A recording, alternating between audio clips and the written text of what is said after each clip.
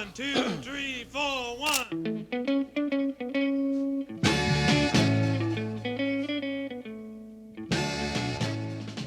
Hey, I'm not sure about you, but I can't believe it's already October. It feels like this year really flew by for me, and if I'm being honest with you, I found myself pretty burnt out. For those of you that don't know me, I'm Sean. I'm a 26-year-old who is trying to build a dream life as a content creator.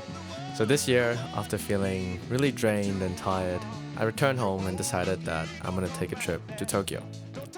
If you're someone that are in need of some rest, I hope this video can bring you some laughs. Enjoy.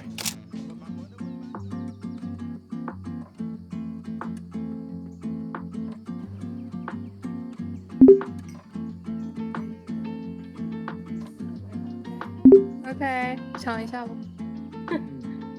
请问一下，我们现在去哪里？我们现在去买笔。买笔。Okay, let's go. Oh my god.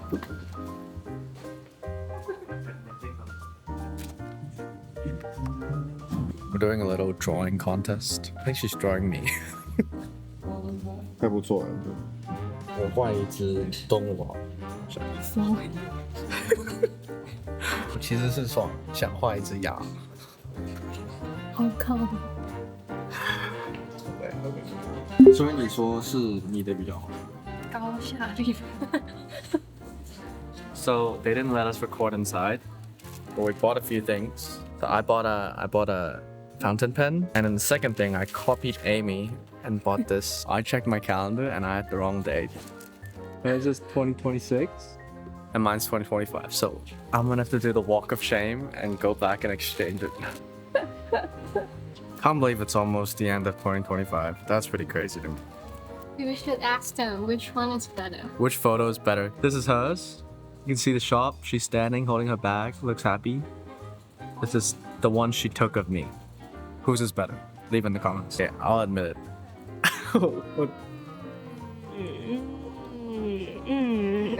你知道答案是什么吗？我知道了。我觉得是你的拍的比较好。Hello, I've decided to make a little intermission to talk a little bit about this Japan trip. This Japan trip was honestly really spontaneous by me. This year, I felt really scared. I felt really lonely. I felt like I wasn't making enough progress.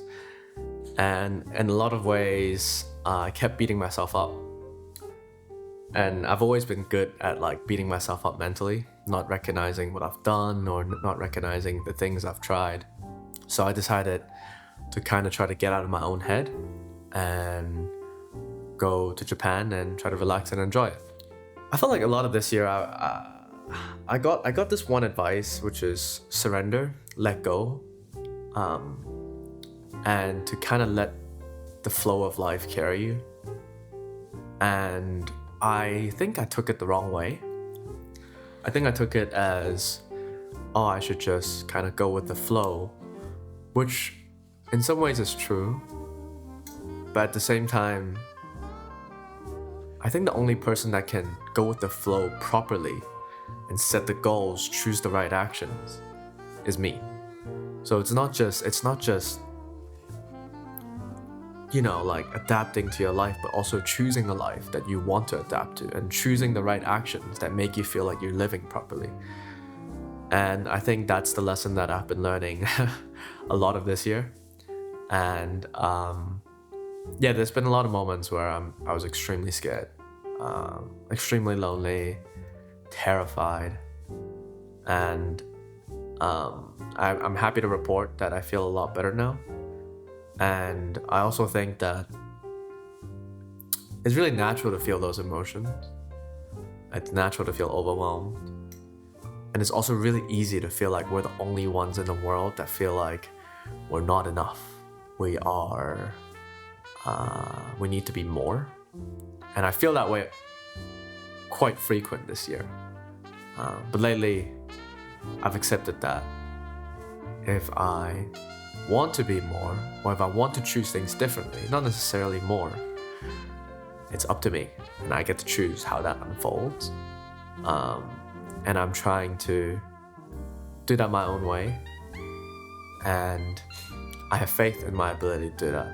And I also think that if you're someone that's struggling with progress or struggling with anything at all, remember to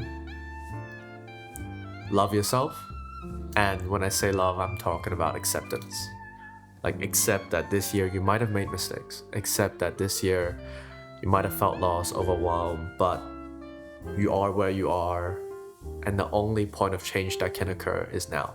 So if you want to do more things, it has to start now. If you want to try different experiences, it has to start now. If you want to let go of something, it starts from now.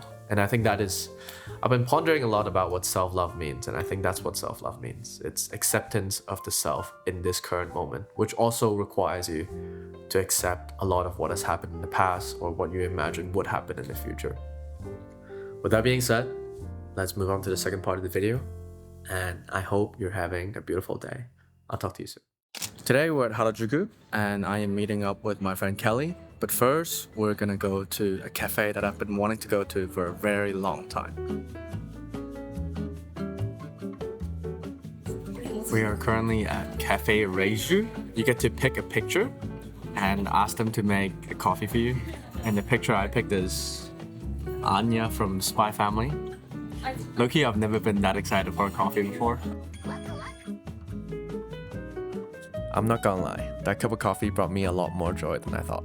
After meeting up with Kelly, we went to the Meiju Drengu Shrine. Fun fact about the shrine is that even though it's located right in the middle of the city, all the trees around this area were actually man-made. So 100,000 trees were implanted by the government and different companies of Japan.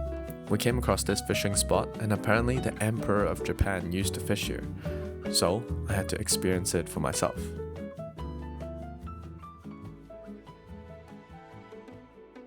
For me, there's something really special about shrines. I think it is to do with the act of praying. I think when we pray, we give ourselves the opportunity to reflect, to think about what we want, and to have gratitude about what we have. This year, I realized I didn't want too much, so I wish for the health for those that I love. There's also something very special about being able to see everyone's wish on a wall, to see that we all struggle, we all have our worries, and we all wish for a better life. And I take comfort in knowing that's universally a human experience.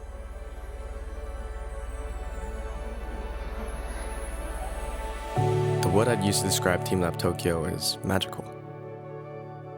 It's the kind of magic that makes you wonder like a kid. It piques your curiosity and makes you want to interact with the world. This year I spent a lot of time thinking about what art means. And I don't have an answer, but I think good art always makes you feel something. It's a reminder that we are alive. And one day, I hope to be able to create something like that.